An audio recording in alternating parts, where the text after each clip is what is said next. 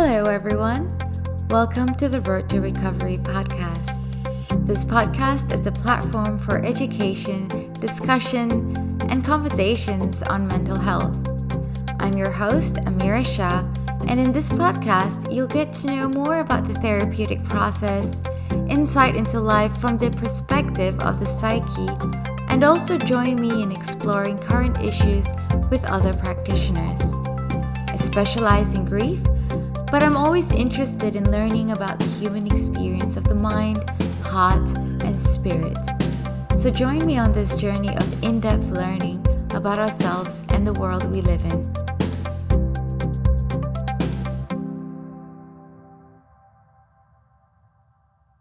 Hello, everyone, and welcome back to Science of the Soul. Today I have with me Stacey Morris. Stacey is a marriage celebrant for 16 years, and she has been married herself for 26 years. Stacey is also the occasional funeral celebrant, and I've had the privilege of getting to know her because she was my marriage celebrant. So thank you for joining me today, Stacey. Oh, thank you Welcome for to having Science of me. the Soul. Yeah, and can you just tell us a little bit about your journey towards, this career? Interesting. It's funny you should ask me that because I didn't go out seeking to become a marriage or funeral celebrant. I fell into it. I literally fell into it. When Chad and I got married, we chose the most beautiful marriage celebrant. Her name was Kate, but she fell pregnant and she was due to have her baby on our wedding day. So her mum became our celebrant, and her mum her name was Carol Asprey. She was one of the very first civil celebrants in Australia. She became a civil celebrant in 1974, and she was one of the pioneers, first generation of civil celebrants in Australia. So I was privileged to have her as our celebrant. And after marrying us, Carol married us, and then I found myself talking to her about becoming a celebrant. And then I found myself on her 4-day course, because back then it was only a 4-day course. Now it's a full, I think it's a Cert 4 or something now. And Oh, I found myself then marrying couples. It's funny. I just fell into it. It felt right for me to become a celebrant. I've always loved writing. So writing ceremonies has become quite easy and fun for me. It is not hard for me to do. I love doing it. I love learning about couples and then incorporating all their stories into a ceremony. And I've always loved ceremonies, I guess. I've always had a bit of a love of sociology and anthropology and ceremonies around the world. So being interested in marriages and funerals and celebrating marriages and celebrating lives and your lives in funerals is just feels right for me. So it's a funny thing when people ask me, how did I become a marriage celebrant? I sort of think, I don't know. I just fell into it. It just happened. It was an organic thing. And I'm so glad because it feels very right for me. It feels very right for me. It is not a job. It's not a business. It's just something I'm very, very lucky to get paid for. It's just a really yeah, special thing. So, but yeah, the 16 lucrative years in. hobby. Pardon? Lucrative hobby. Absolutely. Absolutely. Yeah. Well, thank you for sharing that. So you've been a marriage celebrant for 16 years. So you Yeah. only decided to look into it 10 years after being married. Yeah. Oh, no, actually. No. No, no, no. I think, when did I become a celebrant? I became a celebrant in 2007. We were married in 2006. So we were actually together for 8 years before we became engaged and got married. So not married for 26 years, but I've been with Chad for 26 years. I should have clarified that. So yeah, we were married in 2006 and I became a celebrant in 2007. God, that's crazy when I think about that. Yeah. Wow. So you were so inspired by your own union that you're like, I'm going to spend the rest of my life uniting other people. Does that sound? Absolutely. Yeah. Okay. Cool. Absolutely. And Carol was my mentor. Carol also taught me how to be a funeral celebrant. So she was very, very giving in all of her knowledge. and she shared so much with me, and she was my mentor. She was just amazing. She really, really is. Or she still is, sorry. She's still a beautiful woman. So yeah. And she was always about, a marriage or a celebration of life for funerals, and then marriages, they should be about the couple and the couple only. It's about them, their journey, where they've been, where they're going, what their hopes are for their future together. So, and with funerals, of course, it's a celebration of life. So she taught me how to, how to engage, ethically and nicely with families, so that I could get all the information I needed to write a really lovely and personal, and unique celebration of life for their loved ones who have passed. So, yeah. And I remember when you were going through the process with us, and we had to answer all these questions about how we met and what we thought of each other separately. And then you said you were going to combine the information and, come up with your own Yeah. speech. And to me, this is like a whole new thing because I didn't come from a culture that needs a celebrant. Like I didn't even understand what a celebrant is. I thought it's pretty much like someone with the legal authority to witness the two signatures being done in front of Yes, people which it and then is giving. essentially. So Yeah. I thought that was it. And, saying a few words here and there, a stranger, essentially. But like I have no idea. Like this is not normal in my culture. Well, I guess my background, it was just the priest generally, and he would some things from scripture, tell each other their responsibilities, make sure there are no objections, Yeah, seek the important. permission. Yeah, yeah, yeah. Seek the permission of the parents, especially for the girl from her father. And, okay, good. There you go. Do you have any gifts for each other? Dowry and all that. And then that's it. So there's no personalization, and there is it's not a thing to get to know the couple. So when I Mm. met you and there's this whole process, I was like, okay, what is this about? And I remember just thinking about, okay, if this is your process and you're collecting information from the both of us, and they're it's like an interview, individual interview, but written.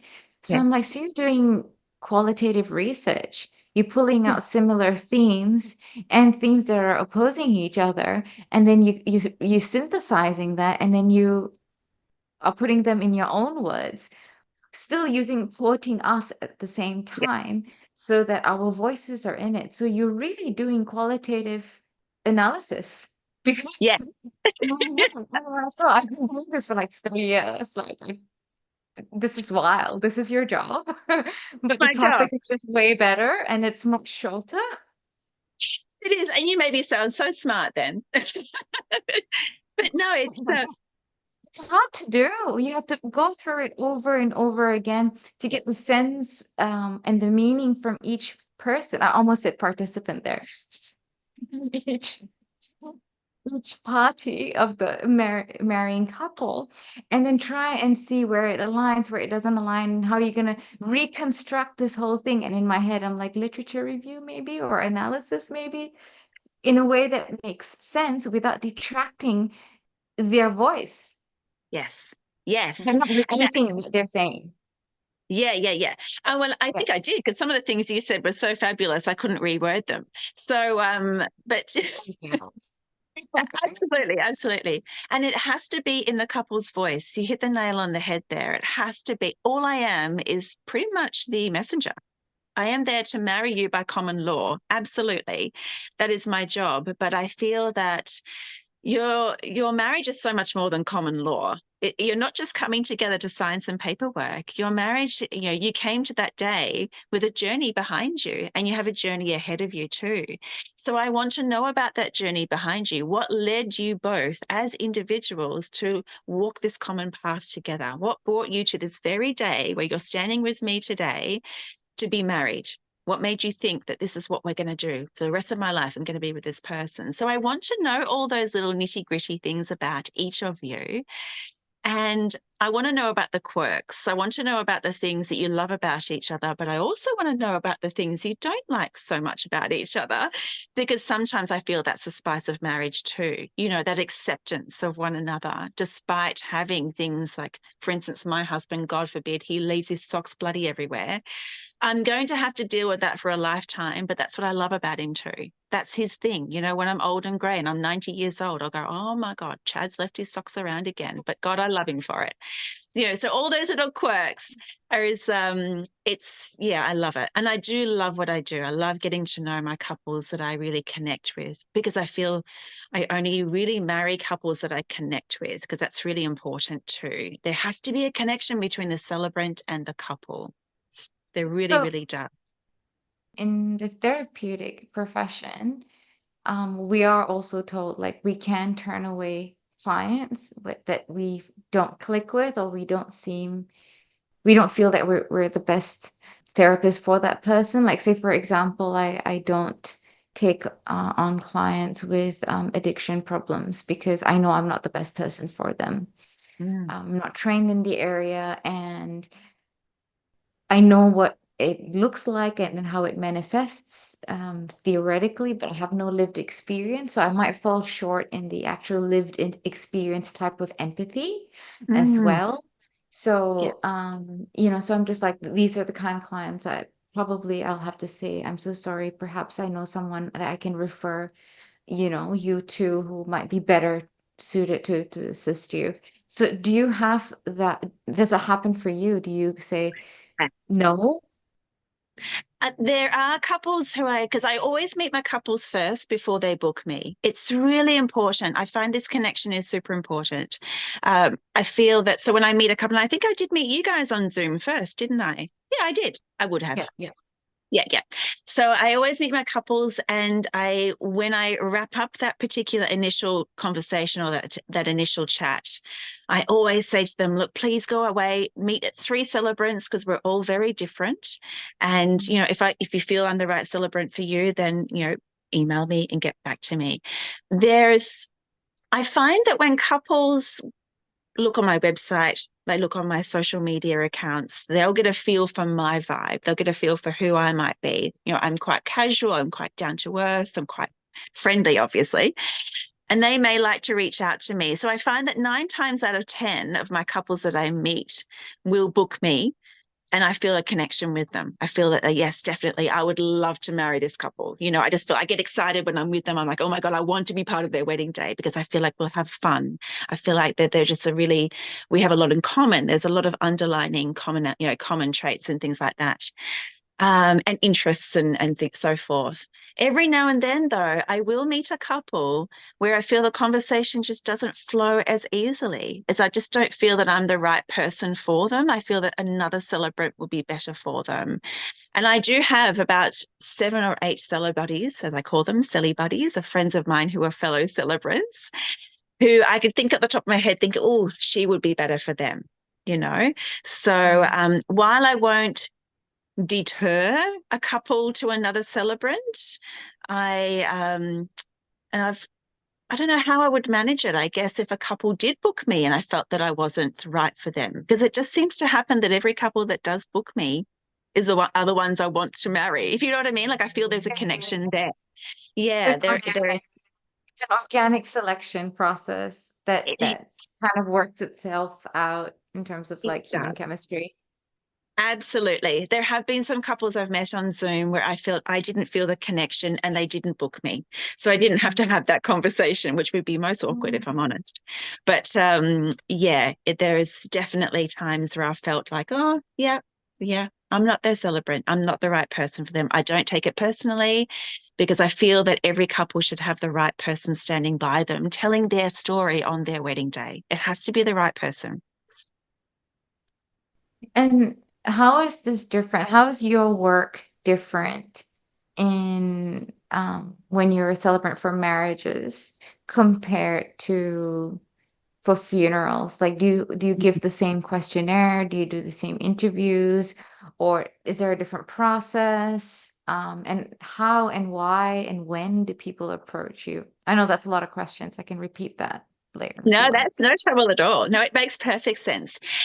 It's very, very different as a funeral celebrant because when you're a funeral celebrant, you're actually employed as such by a funeral director.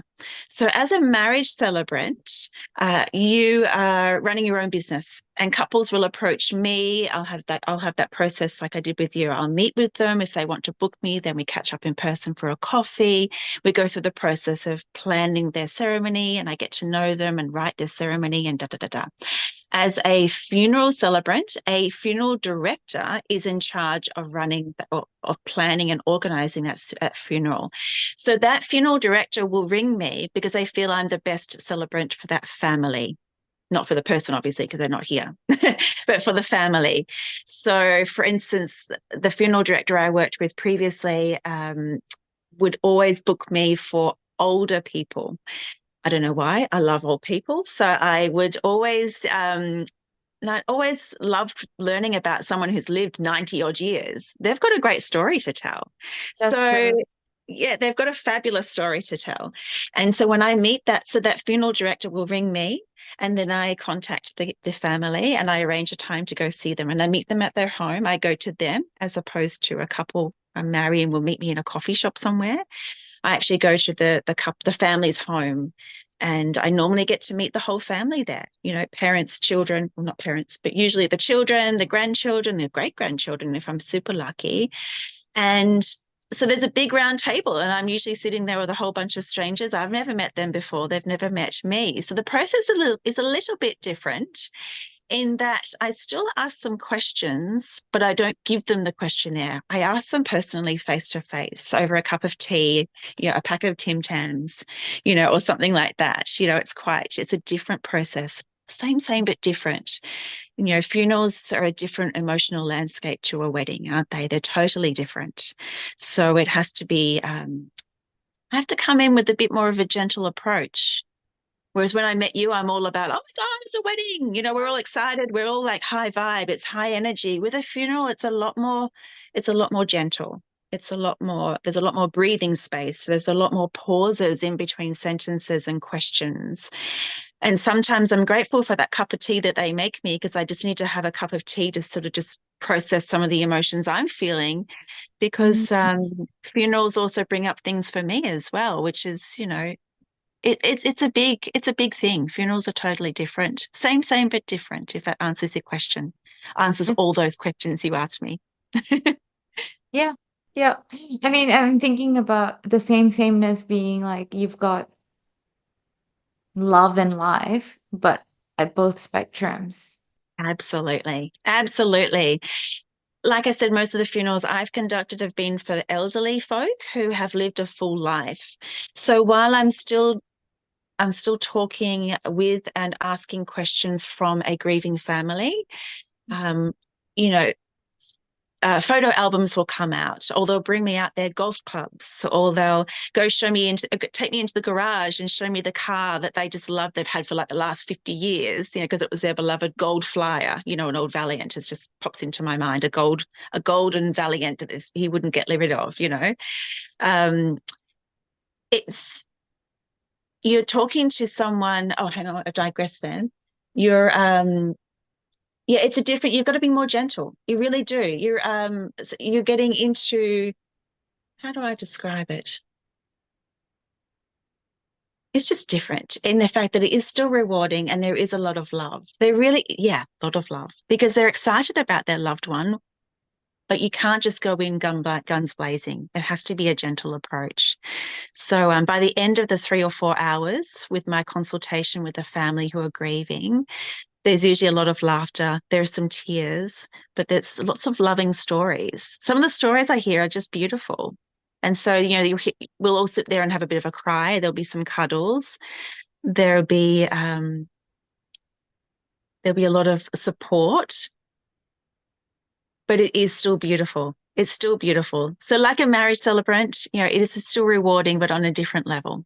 If that answers your question, yeah. Yeah, so you're a professional storyteller of love and life. I like that. Yes, pretty much. It's as That's simple cool. as that, really. Yeah, as simple as that, really. Yeah. I get to share all that with people. It's an honorable thing to do. Hmm. Oh, thank you for sharing that. It's really insightful. I've never met anybody who does this for a living. I never even knew people like you existed. You know, like I just learned about this whole thing 6 months ago because I had to. Because you had to get married. That's right. Well, Yeah. married by common law, you had to be married. Hmm. Yeah, it's I think it's, and there's so many of us celebrants out there. Here on the Sunshine Coast, there's hundreds of us. There's many of us. I think across Australia, we've got about 12,000 at the moment. What? There's, yeah, there's a lot of us. There's quite a lot. Actually, I haven't seen the figures for quite some time. That may have dropped a bit Mm. following COVID. But the last I checked, there was between 10 and 12,000 of us civil celebrants across the country. And we're all, most of us, I know most of the, everyone, all my silly buddies, we are all about creating these ceremonies that are meaningful and lighthearted and fun, but they still have that beautiful solemn undertone because marriage is a formality. It's still a Mm. formality at the end of the day. It's not a comedy show.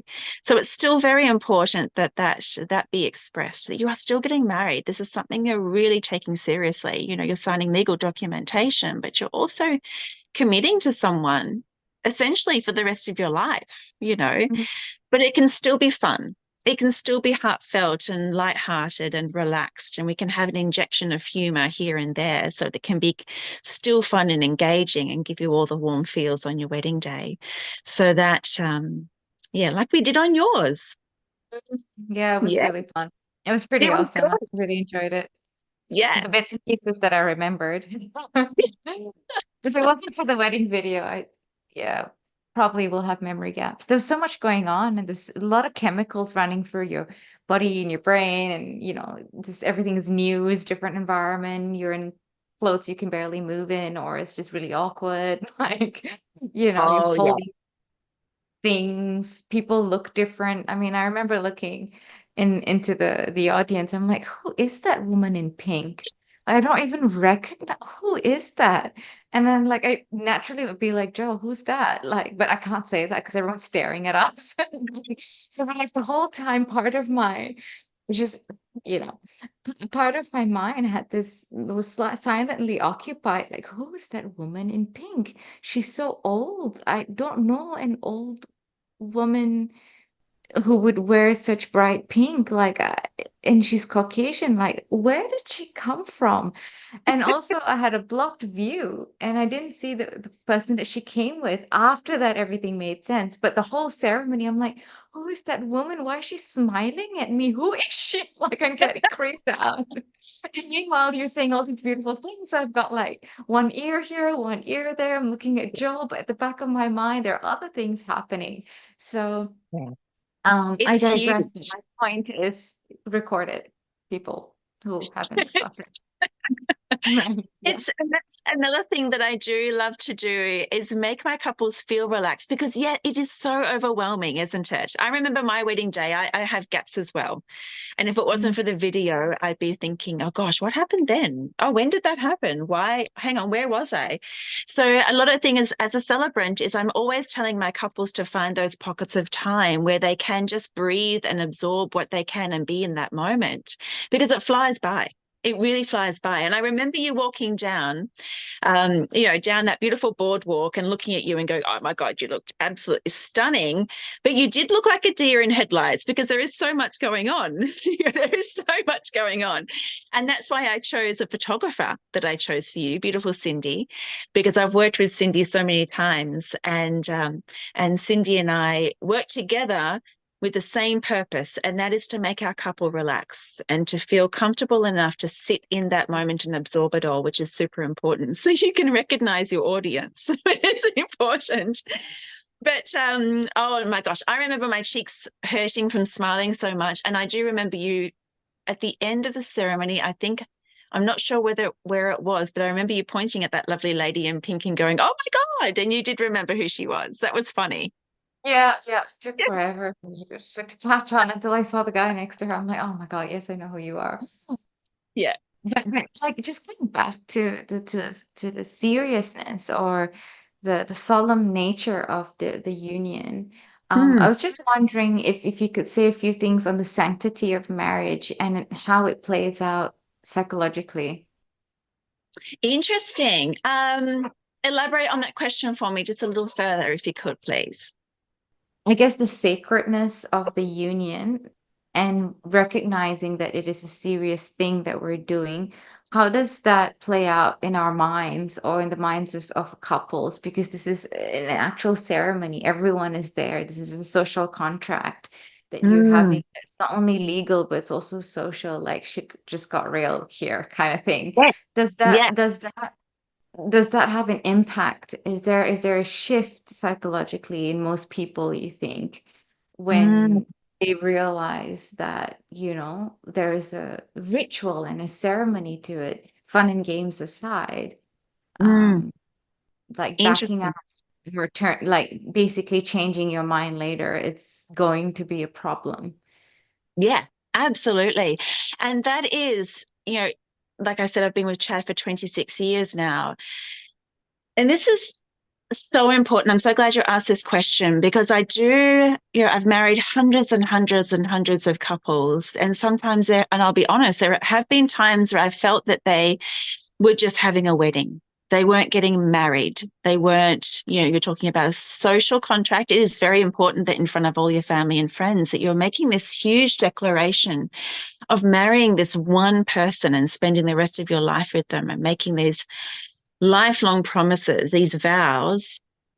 But the seriousness of it is once the wedding day is finished, once the honeymoon is over, you know, you're in it then. You're in there. You're standing together. You're holding hands. The wedding dress is now in a box somewhere else. The suit's been hung up. The honeymoon's over. You've come back from Greece or wherever tropical island you came back with, and you now need to commit. And that's where I talk about the seriousness of marriage. It is so, so important that I try to explain to my couples as much as I can without being, too lectury, that marriage means you will change. You may come together as individuals and you're walking the same path, but you are going to evolve as individuals as well as a couple.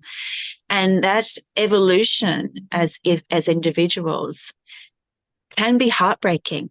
It can be really heartbreaking. It can be soul breaking almost. You need to know that you're in this together as much as you're both going to change. So whether when some person's going through a really dark patch, the other person needs to lift their game and support that person as best they can. You can't just give up. You can't just get divorced.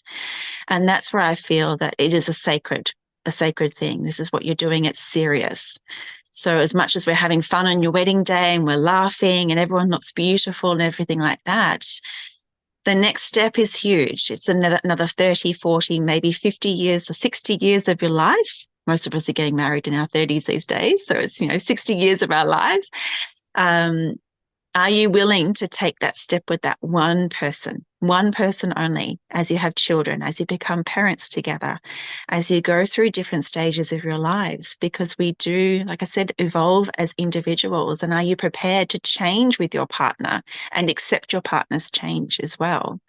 So, and I've experienced that in my own relationship, in my own marriage.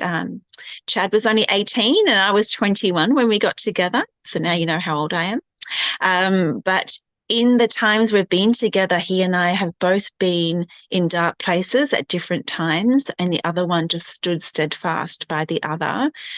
It was almost like, no, I'm in this with you. You're not alone. We're doing this together. And we've also changed as people. We're not the people we were at 18 and 21, at Thank you 45 and for that. We're that. different people. Yeah, we're still essentially ourselves. Don't get me wrong. You are who you are. But we've changed. Like some things have changed, and even physically, we've both changed. I've had babies. I'm not what I was, a spring chicken when I was 21. We've both physically changed too, and that's another thing. We're not always going to be young and beautiful. We're going to grow together. I've got grey hair. Chad's fully grey now, and I still love him to bits. There's all those bits.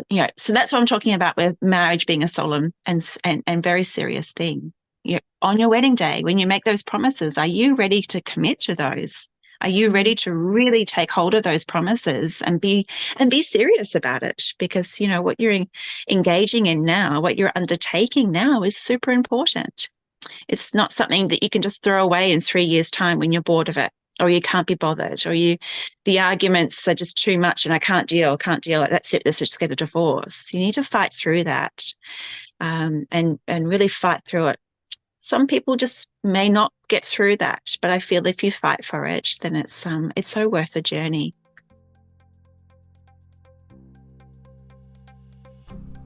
Hey guys! Thank you so much for tuning in to Signs of the Soul. This is a short interruption to let you know that if you or someone you know are in need of more support, you can find me at Road to Recovery on my Facebook page, my Instagram, or my website at aroadtorecovery.org. I hope you've enjoyed listening so far, and now let's get back to the podcast.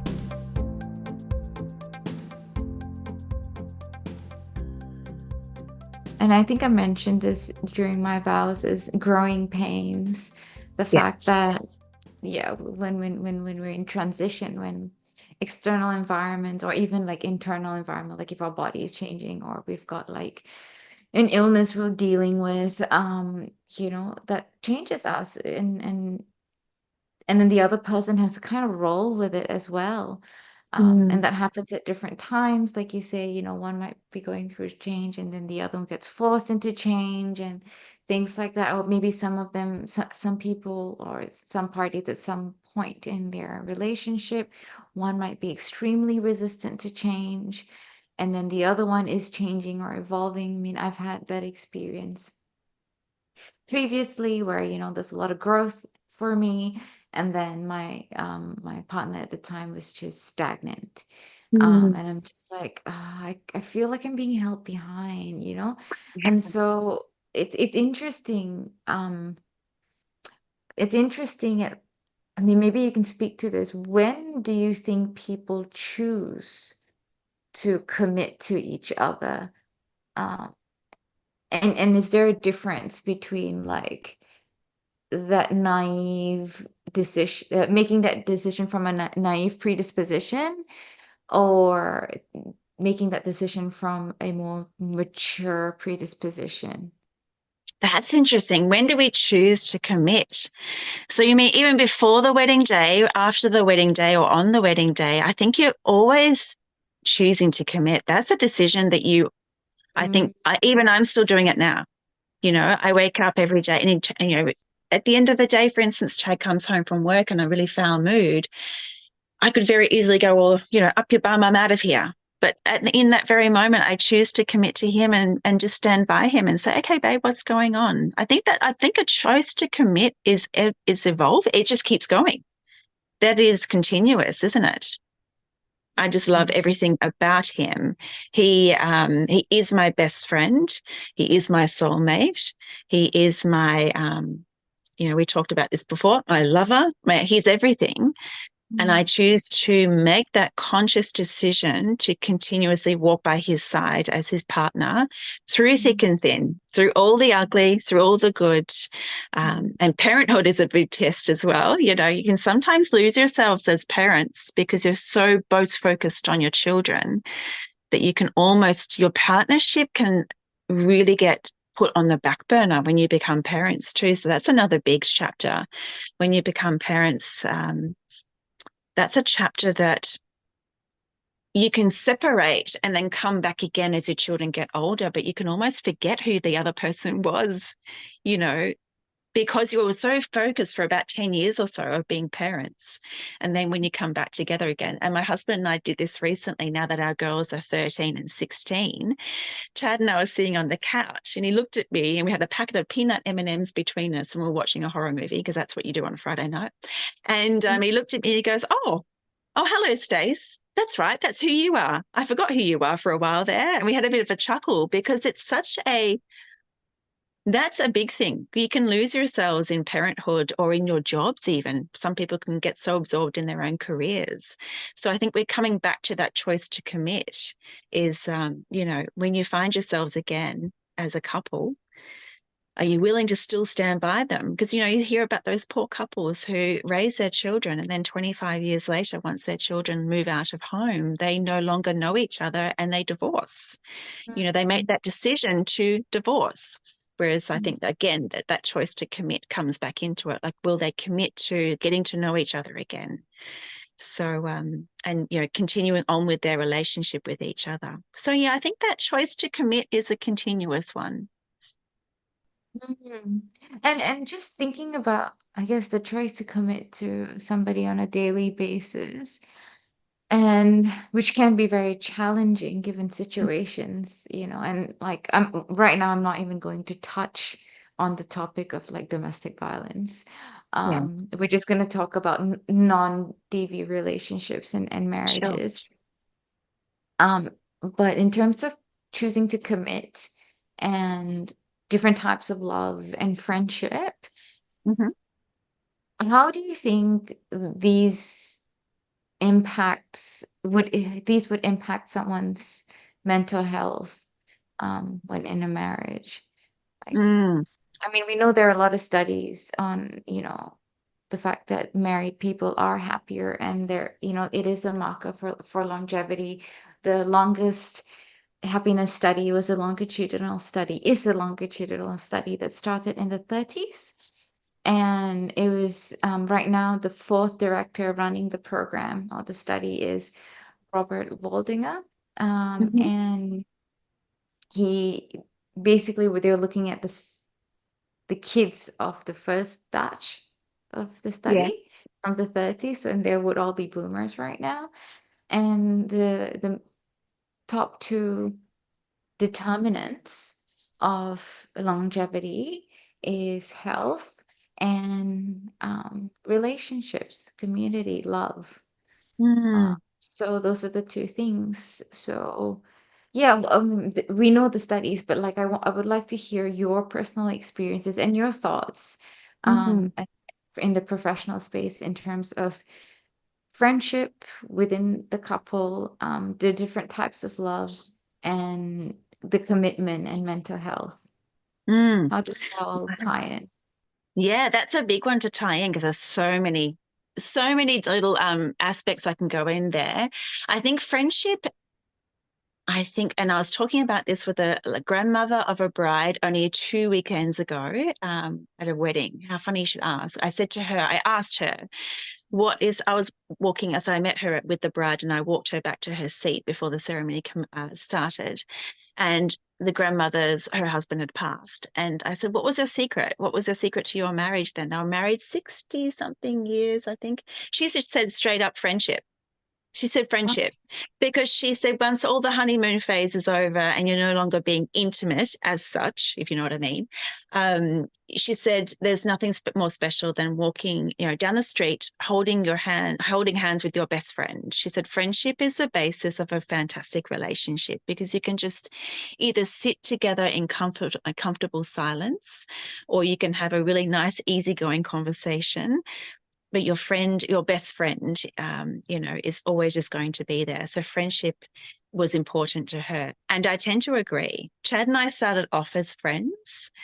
Apparently he had a bit of a crush on me, but I was like, oh my God, you're only 18. I'm not going to get with you. When you're 21, an 18-year-old is far too young. So we started off as friends. And I remember laughing with him heaps and watching movies with him and stuff and thinking he's such a cute guy. Then now we're still doing that. That's still my friend. He's still, although we're still, we're lovers and all that good stuff. The romance is still there. You don't need to know about that. But I think friendship, it's I think, inspiring to know it still. that's still there. But yeah, he's still that guy that I laugh with and I can joke with and I can just be myself with. He's still my best mate. He's my best friend. And even on our wedding, Chad's speech, I said something, he was so cheeky. His speech was like, she's my best mate, but I get to be naughty with her as well. So, yeah, so we are each other's best friends. I've heard Chad say many a times to our daughters that your mum's my wife, but she's also my best mate. And friendship is a really good, part of your relationship. Now going back to, I'm just trying to remember the other things you said about relationships. A different kind of love and Yes. the commitment and mental health. Mental health. Now, mental health is, I feel that when it comes to longevity, like when you're talking about why marriage is so important to couples as well, is you feel supported. When you're in a relationship, that support is always there, isn't it? So if one is going through depression, I mean, I know firsthand what that's like. I've watched my darling husband go through PTSD from his military experience, and he's on the tail end of it now. He's been through it, sorting things out now. And I myself have been through postnatal depression. Mm. So I feel that mental health, when you are in a really stable relationship and you feel fully supported by that person, by your best friend, Mhm. you will get through it. You're just supported. You can be at your ugliest and not feel judged, not feel like you're a bad person. It's, how do I describe it without getting too emotional, I guess. But yeah, I've watched Chad go through horrific moments. I've watched him lose himself. I've watched him become someone completely different. And I've lost my husband there for a while. I've Mm. he's even turned around and told me he didn't love me anymore and he didn't want to be in the marriage anymore. And that was just his depression. That I knew it wasn't him. Again, I chose to commit to him because I knew it wasn't him deep down. And we got through it. It was just a matter of just always being there for him, for listening to him when he did want to talk, because there was a lot of times of silence. He didn't want to talk. And waking up every day thinking, walking around on eggshells, was not knowing what mood he was going to be in. His depression gripped him quite hard and took him down to a really dark place. But we got through it. We really did. And I think that was just, again, coming back to that choice of commitment and just not letting go of him, knowing that he was worth fighting for. And he got through it. He's come back to me now. And he's, yeah, definitely back on the map. He's back to Chad. He's himself again, which is fabulous. And myself going through postnatal depression, that was hard for Chad because we had a toddler and a newborn baby. And I wasn't being myself. I was completely off the rails. Hormones were all over the place, which is usually the crux of postnatal depression, is in an imbalance of hormones. And again, Mm. he just stood there. And I remember him sitting on the end of the bed and just holding my hand saying, "It's okay, babe. You're okay." I thought I was going nuts. But yeah, I thought I was an ugly mum because I didn't want to hold my child, but he did not leave me. He didn't judge me. He didn't make me feel like I was an ugly human being for not wanting to hold my baby or not wanting to be a mother anymore or anything like that. So I think now where we stand today, both of us coming through those dark times, here we are still sitting there eating peanut M&Ms on the couch and watching horror movies every Friday night. We're still here. We're still together.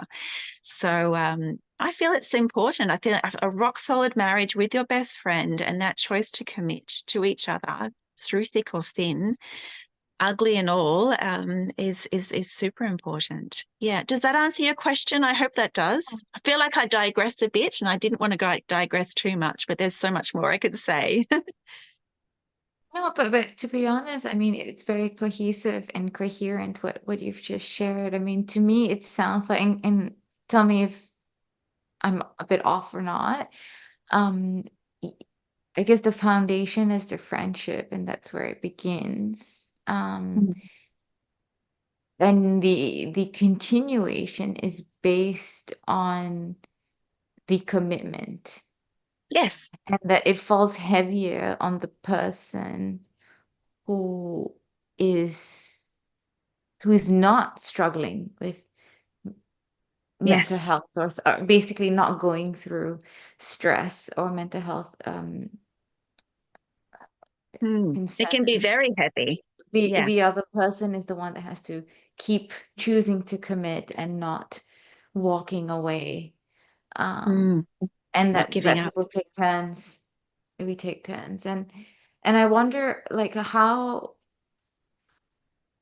what do people draw upon, or what do they draw, where do they draw strength from in order to Mhm. be as steadfast in their commitment when the other person is really down in the dumps and Yeah. probably not even interested in anything else, and which we will know it is a mental health thing. Mm. But it would be so difficult. I've seen lots of couples go through this, and even my parents go through it. Like, I wonder sometimes, where do people draw strength from? The one Mm. that has to be so-called, not so-called, actually be strong. Like, Yeah, yeah, yeah, absolutely. I think at the crux of it, and it's going to sound cliche, you can laugh at me all you like, but I think it is just love. You love that person, and I think you can look deep within them and know that they're still there, that they're just okay. going through a bad patch. They're still there, and that's what I mean. You can look right in there and that you love them, and you just want to support them and bring them out of it because they're just going through a really, really shit time, and and mental health, as a depression and anxiety can be debilitating. It can just really overwhelm you to a point where you can just completely lose yourself. And I feel that if you're the other person looking in, you know that that person that you love so much is still in there. They're just being completely clouded over by Mm, this really dark shadow, and they just don't know how to get out of it. And they just need someone to hold their hand and bring them through. mm, Sounds so cliche, but that's my experience. Chad didn't leave me to sort of wander through postnatal depression by myself. He stood by me while I went through that. And the same with his PTSD. I just sat there and listened to him, or I'd just hug him, or I'd cry with him sometimes, just thinking, oh my God, you poor bugger. I don't I want to take away, but you can't. You have to let them go through it, and you just have to stay there with them. So I think at the end of the day, as cliche as it sounds, it is love. It really is that love. You love that person enough that even when you're seeing them at their absolute ugliest or at their absolute saddest, even when they're telling you they don't love you, damn well it's within yourself, that's not true. They're just saying that to push you away because it's easier for them to deal with what they're going through. There might be some level of guilt that, I feel that now Chad and I have talked about it. There was guilt that he felt that he was holding me back. mm, But I was like, no, I'm not letting go of you. You're going to come through this. So mm, that was really important. And same with my postnatal depression. That was just an imbalance of hormones.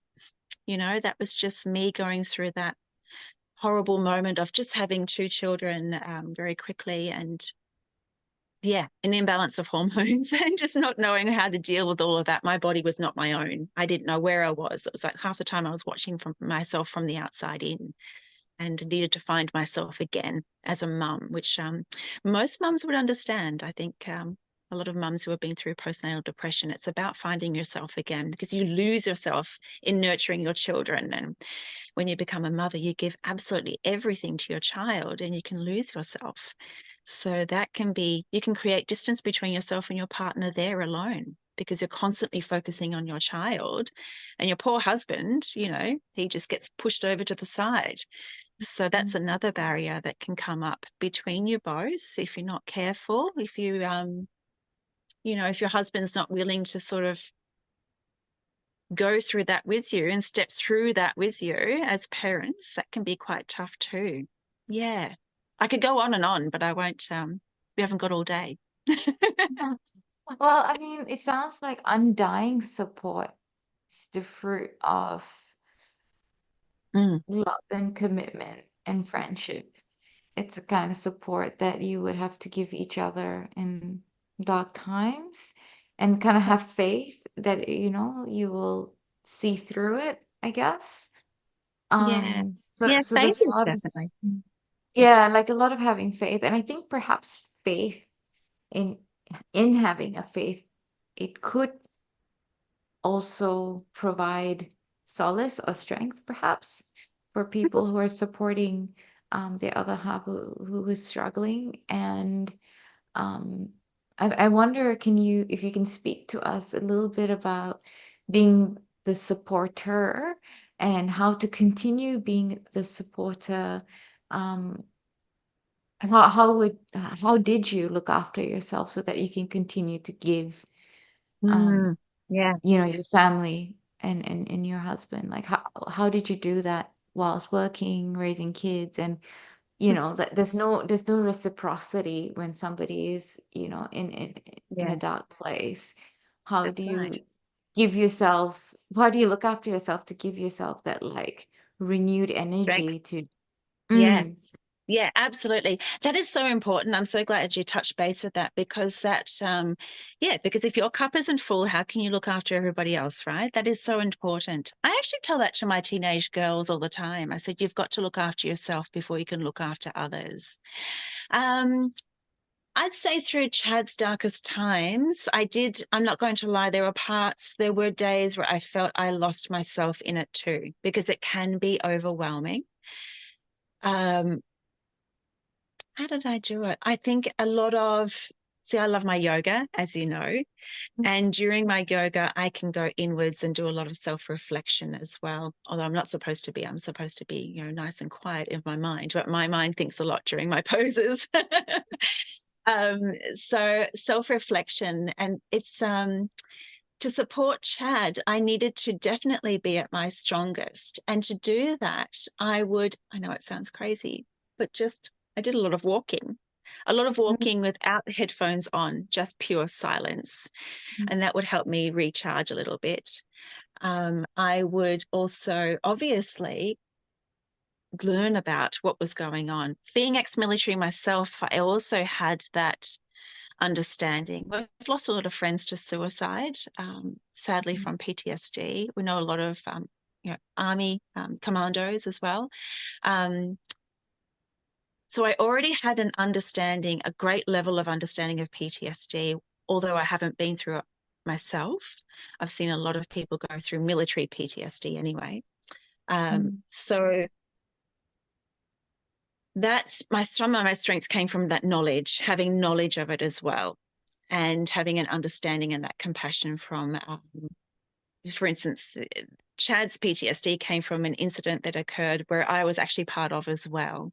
We were both on the same ship that something happened and some people were killed. So I was actually there that day with him. So that's how I was able to support him. So I did draw some strength from it from there as well, being able to support him there from knowledge of what actually happened and being there myself. But self-care is so important. To be a supporter of somebody who's going through an incredible and dark place, self-care is so important. It can be anything from good old, superficial massages to walking every day and things like that. But also finding someone to support me. I had to find somebody else to talk to. And that at the time was hard because I felt very alone as far as that goes. So I did talk to my mum a little bit about it as well, just sort of opening up about how he was feeling. And she would just listen to me. So it felt like I was taking that burden away from myself, thinking, okay, this is not abnormal. It's okay. But also, what else did I do during that time? Talking to my brother. I'm very close to my brother. I talked to him a little bit about it. Just trying to think now what I did for myself. And that is really bad because I should know this. mm. Because self-care is important, isn't it, Mira? When we're the supporters, we need to have our cups full. Caregiver, yeah. Otherwise, you'll get caregiver fatigue or compassion fatigue, Yeah, and you yeah, yeah, stop. yeah. Not you. Suddenly, you've just dried out. You can't feel empathy for the person anymore, and you just walk away. Um, That's right. And I never did that. I always had that compassion and empathy for him. And also raising the girls at the same time. I don't know how I did it really, if I'm looking back, because this is a number of years ago. Um, Although he is, like I said, every now and then it does spruik its little ugly head every now and then, but I think we're both in a really strong place ourselves, within ourselves, and we can just talk about it then and there and hit the nail on the head straight away. But back in the time when it was all happening, I was actually heavily into fitness as well. So going to the gym was big for me. So I would go inwards a lot there, but I think it's important to find a supports person for yourself as the supporter. I think that was important.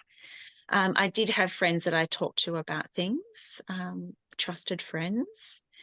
They would just listen. So I think that's really what it was all about, is it just choosing select people who I can trust just to offload some of that burden. I didn't need them to answer my questions or give me solutions. I just wanted them to listen. And that's all it was. And I think that's all Chad wanted me to do for him too at the time. But yeah, I'm not going to lie. There were times, like I said before, where I did get lost myself. And of course, because I wasn't taking enough self-care, I think. Because I was also raising children. I had a toddler and a little one at preschool at that stage. So, That's a lot. it's quite Lots hard. to Yeah, it's a lot. Yeah. Yeah, So looking you, back on myself, don't know how I did it really, but we did. I did not leave him. I didn't leave him. so if you were to give advice to people who are in the early years of coupling, Mm, um, what would you say? And I know this is probably not your role as a marriage celebrant, but yeah. in this capacity where you're not marrying anybody, um, from the wisdom and the knowledge that you have personally and professionally, what advice would you give people who are early in couplehood, um, in terms of, what to expect, the Mm, romantic, what to expect in terms of the reality of what marriage is versus the romantic ideal of yeah. marriage. What's your advice? Yeah. And we touched on this before. I think the biggest advice that I give to all of my couples is, besides keeping the spark alive, because I think having a spark in a relationship is super important. Always keep it interesting, Mm. Um, don't always, go on fun dates and do all that good superficial stuff. But at the end of the day, you have to be willing to accept that you are both going to change as individuals as we grow older. Not change, but evolve. Sorry, not change, because you're still going to be who you are essentially, but you're going to evolve. Things are going to change in your relationship. It's not going to be, in 10 years, 20 years, 30 years' time. Things are going to change as you move through your journey together through marriage, as you move through the chapter of parenthood, if you go down that path. You may change careers, and all those aspects of your relationship will essentially change the dynamics. It will change the energy. Things will change. It's not always going to be stagnant. I guess that's also the spice of your relationship, because that's what makes things interesting, right? Like every day has to be interesting when you're in a relationship with one person every single day. You wake up to that person every single day, the same person. Things are going to change. And I found, well, in my experience anyway, um, like I said before, Chad and I are not the people we were when we look. And we've actually got a picture of ourselves, him at 19 and me at 21 on our fridge. And I look back on it all the time, and our teenage girls go, "Oh, look at you, you're so young." And I said, "Yeah, that's Chad and Stace of 1996, 97, showing my age. But look at us Did you now have a as Chad and choker? Stace." Did you have a choker on by any chance? That was my clubbing days, Amira. No, the 90s. Um, and then Chad and Stace, that's so funny, the chokers. They're all back in now, apparently. I've seen a couple of girls with them recently. But the Chad and Stace of 2024, yeah, we are totally different. I can think of this one thing. So the Chad and Stace of 1996 would not be sitting on the veranda together, having a cup of tea and talking about the birds up in the trees like we were a few weeks ago. Do you know what I mean? Like that's just like we're totally different people, but we're still the same. If you know what I mean, we've grown, we've become that old couple. And Chad laughed at me and said, "Look at us both. We're now that old couple sitting on the veranda looking at birds in the bloody trees. We would not have done that back in the day." So I think what I would always love for my couples to know, as I'm marrying them, as I've pronounced them Mr. and Mrs., and as I've walking down the aisle for that big, dip kiss under all that big confetti, is that no, from there on, this next chapter is going to be the honeymoon phase, which is exciting. But when all that lovey-dovey stuff sort of fades a little bit, you really need to know that the everyday, simple day moment, every simple everyday moments can be your most exciting, but you just got to make that spark stay there. You've got to be interested in each other. You have to accept each other's flaws. You can't get all shitty when somebody's just leaving their socks all over the floor. Like you might have accepted it in the early days, but you're going to have to still do it in 50 years' time. Little things like that. And I think it's as simple as that, really. You just have to be open-minded and willing to accept that you are both going to evolve as individuals, and that you just have to keep walking that same path together as best you possibly can. Because some days are going to be bloody hard. Marriage is not easy. It's not an easy road. It's Mm. not, it's certainly not all rainbows and unicorn farts. It is, it can be bloody hard some days. There are some days where I don't like Chad. I love him to bits, but he annoys the absolute shit out of me, and I just want to smack him, But at the end of the day, I still love him to bits. He's still my best friend. You know what I mean? And I think that's just because you're living in each other's space every single day. It's natural that you're going to get irritated by each other. And if you can accept that irritation on the days where you're not so perfect and your partner's not so perfect, that marriage is hard, but at the end of the day, we go to bed and we still say, "Yep, good night, babe. Love you loads." We've never been to bed angry. No, I don't think we've ever done that, because we're both very open with our emotions mostly. If the other one annoys the other, then we'll say it. It just comes out, as ugly as it is. And It's so, okay, important. I'm gonna try and summarize some of Yeah, you go the for it. key points. So there is expecting evolution, Definitely. accepting pet peeves. Yes. Um, so it's managing expectations, acceptance, Yes. commitment, friendship, and honesty. Being being Oh able gosh. to feel safe enough though to express what you need to express, because like oftentimes whether it's because of the relationship or a hang up from previous relationships or childhood, people might not feel particularly safe Mm, to speak up and be honest. And I think that's where a lot of relationships kind of fall apart. Any relationship really is the lack mm, of communication or the lack of the reciprocity of healthy and honest and open communication. And mm, when we don't have that, I think people start to build resentment, contempt, mhm, all these negative things. Because if you don't voice out your emotion or your thoughts, then you don't give that an opportunity to your perspective to have an opportunity to be corrected, if it needs to mm. be corrected or not. Maybe it doesn't need to be corrected, but our thoughts are heavily colored by our emotions, heavily. Yes. um and we have all these overlay and our own subjective experiences and things like that, which is why meditation is so important, because it Mm, allows us to have a well, certain types of magic meditation, like introspective and contemplative. It allows us to form new perspectives on old situations and memories and patterns.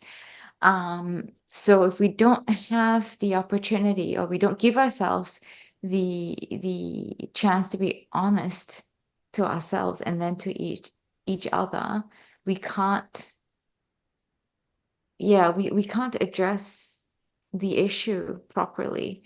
And therefore mm. people start to drift apart, because you'll avoid and you keep to yourself, and Yeah. you'll be like, he won't understand and she won't understand. And it may be that one person is more forthcoming than the other as well. So you're also looking at like both parties need, so both parties need to be aware of the fact that they, whether or not they're creating a safe environment for the other half to be able to speak their mind. Yes. And Yes. how we do that Communication. is self-care. Trying to Yeah. No. connect all Yeah. the points That's of our right. Yeah. conversation here. Okay. I know, because it's huge. Communication is absolute key. I can't even believe I didn't even say that. But yeah, communication is important. And of course, honesty and trust. And it's interesting that you raised that, another thing, another aspect of marriage too, is when you have two individuals coming together, they're bringing their pasts with them. So they're bringing through their childhood concerns, issues, traumas, whatever they're bringing through. So that's another aspect or another level of a marriage too. And Chad and I've been through that as well, is that being in a relationship, one may not be able to, say, receive love as much as the other person because they've been hurt in their past. So they have barriers, or they have, they have a shield up because, they've been hurt in the past, and they kind of won't give as much as the other person needs, and vice versa. So that's another thing too, is when you're both coming from totally different families. One might have come from a divorced family, one might have come from a very healthy, stable family. You're bringing in all those past issues that may cause friction in a relationship. And again, that's another level that I feel communication is definitely important. Yeah, definitely. And that supportive, that feeling safe and supported, where that person who may have those barriers up can learn to let go of those barriers and learn to trust more and learn to receive love more. That's another level as well. We can go into that. I feel like that's a whole new Ricky Lake show as well, where Yeah. bringing personal traumas and pasts into a relationship, because you're not just marrying somebody on that wedding day. You're bringing in every facet of that human being, everything that they've been through in their past. If we get married, on average, the average person that I married is between 28 and 32. So when they finally get to the age of, say, 28, they've got 28 years behind them of their past experiences of relationships and marriage, and what they saw in their own parents' marriages as they were growing up. So they're bringing that into this relationship with them. So there's all that as well, which, like I said, could be a whole new Ricky Lake show. It's a whole new Yeah, episode.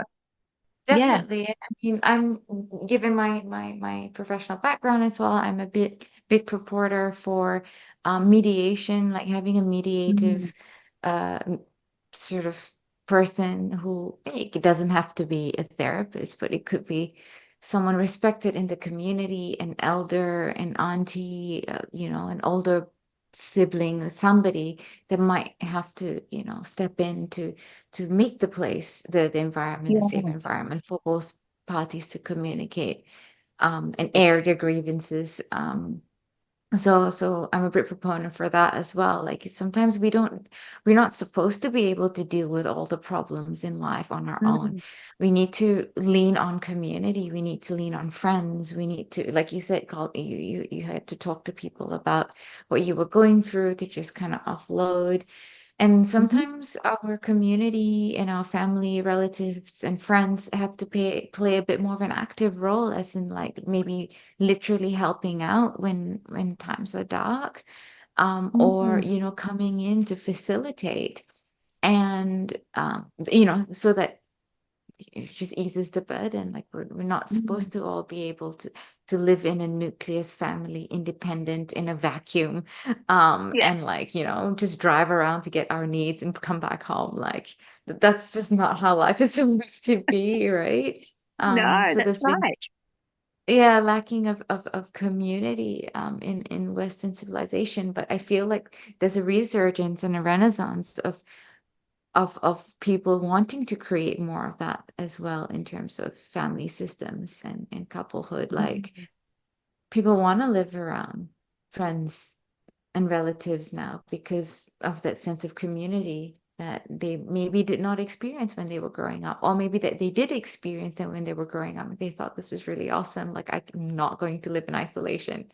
Let me associate or locate myself closer to other people who can support me and in my the new chapter in my life. And I also think about when you're talking about people get married between 28 to 32 these days.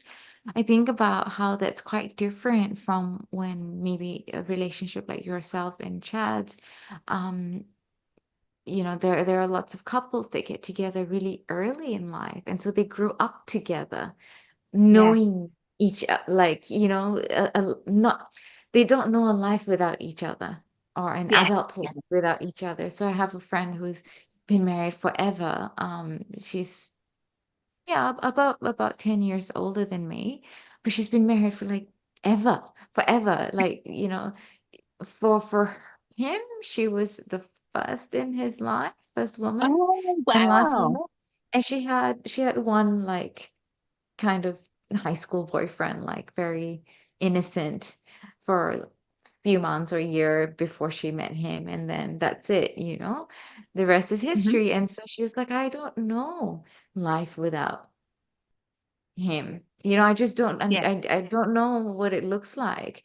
And whereas people who get together later in life, we we have an understanding and a conception and lived experience of what my life is like before this other person, what my life is like now, and when things get really difficult and unhelpful, or not unhelpful, sorry, unhealthy, we're like, Mm. I don't have to be here. Life was actually fine, so I'm gonna go. Because Mm. so I'm just wondering, like, what, in your Yeah. opinion, um, what's the Interesting. difference getting together later in life and earlier in life? Does it make us wiser, you think, or does it make us less wise? I mean, are there any Right. conclusions? What have you noticed? Yeah, that's really, I wish I could get Chad in here now and get him to answer that question and see what he said, because he was only 18. I just want to touch base on community too. How important it is for a married couple, to have that sense of community too, to support them in their marriage should they be going through a dark time.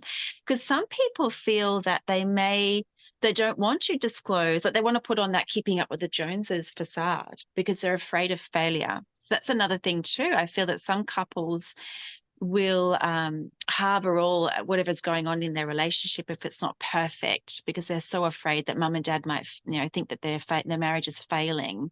That's another thing that I just wanted to raise when you're talking about community, that I feel that community for a couple would be so important for them to feel supported, that if they are having any difficulties in their relationship, that they can openly discuss concerns that they're having within their marriage. That would be so powerful for a couple to strengthen their marriage if they could find that beautiful community around them. And I feel that in Australia, maybe a lot of us feel isolated because if we feel if our marriages aren't perfect, we're failing. So we can't let other people in because they'll find out we're failing. I digress a bit there, but that just was something I wanted to point out. But so getting married later in life, interesting. Now, from somebody who's been, excuse me, I've got a bit of hair in my mouth. Someone who's been with my partner, with Chad, for my whole adult life. Before Chad, I had a couple of boyfriends, but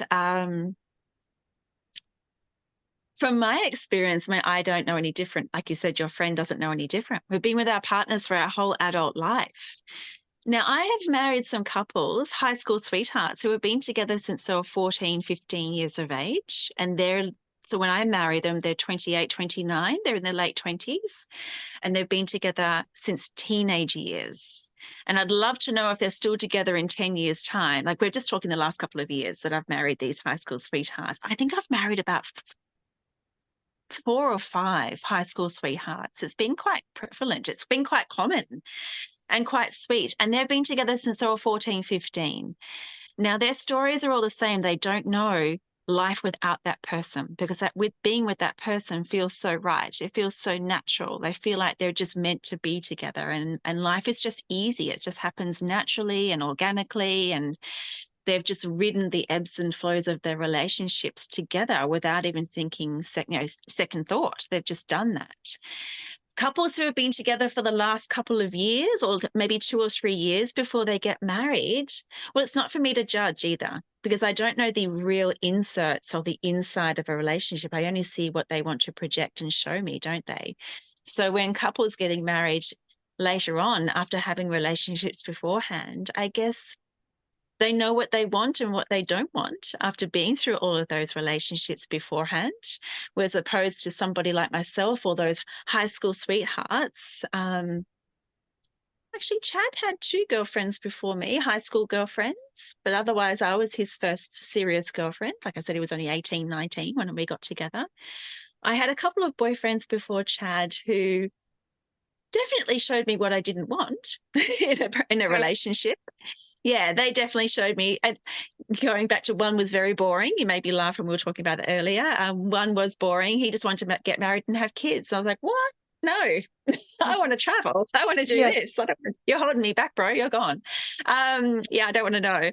Another one was the complete opposite. He was South American and completely adventurous and scared the absolute shit out of me. So I didn't want that either. I knew that was way too, well, hold back, buddy. You're too much. So yeah, I knew what I wanted when I met Chad. So that's interesting. So I guess that's the difference. I guess that people who have been together since day dot, maybe that's just life for them. They're happy in that nice, comfortable, safe space. It feels right That's for them. created together and it's long-standing, and Yeah, it's instinctually, they just feel right. Yeah. Whereas couples who have been together a bit older, they've been through those ebbs and flows of different relationships where they realize that is not what I want, or maybe I'd like a bit of that, but maybe less of this, or something like that. So when they do find their partner they're marrying on the day, that person essentially has all the qualities that they like and all those other people that they didn't like, and now they're happy, if that makes sense. That's my experience, or what I feel is right anyway. Oh, thank you so much for lending all this insight, and taking time out of your Friday to talk with me about all these different topics and talking about work, I guess, for you, which isn't really work, as you've said. Not But I work. really It's not. appreciate it. No, thank you. Thank you. It's good to catch up with you and see you, especially as, it's so lovely to keep in touch with all of my beautiful brides. So it's so nice. So thank Yeah. you. Yeah, no, you're welcome. I mean, I've always been, ever since I knew about you guys, you people, the Sellies. I've always just been curious. I'm like, I need to talk to her. I need to find out a little bit more about what A, this profession is about, and B, what is the wisdom that you can share with us from experience and professional experience. So thank you very much, No, Stacey. thank you. It's lovely chatting with you. Thanks so much. Mm. And so if people want to find you or engage in your services, how would they go about doing that? Well, they can simply jump on my website if they wanted to. Do you want me to say what my website is? Yes, Yeah. please. It literally just is stacymorriscelebrant.com.au, or they can jump on my social media. I'm on Facebook, which is just Stacey Morris Celebrant. And Mhm. then on Instagram, I am Sunny Coast Celebrant _ in between each word. So they can have a look on there as well. And but they can always email me. They can give me a call. I chat on Zoom all the time with a lot of my couples. And my booked couples, as you know, I always catch up in person for a coffee because I like to meet my couples in person. I think that's really important to have that nice connection in person. So definitely that's the best way to get in touch with me. And I guess for some of the listeners, and I know this is not your direct route for being a funeral celebrant, but if someone wanted to engage your services for a funeral, would they be able to reach out to you in the same way directly, or would they have to go through a funeral director? No, they can definitely contact me directly if they wanted to. Like I said, funeral directors have their favorites and they have particular celebrants on their books. But I have had people contact me directly because they know of me or they've seen me at another funeral celebrant, a funeral service, and they wanted me to be part of their families or their loved one's service. So yeah, you can definitely get in touch with me directly. Okay, great. And so for people who didn't catch that, I'll also list your services in the description of the podcast.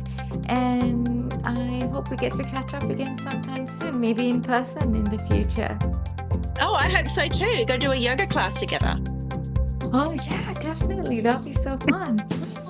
Well, thank you. Thank you again. And thank you, everyone, for listening and joining us in this conversation.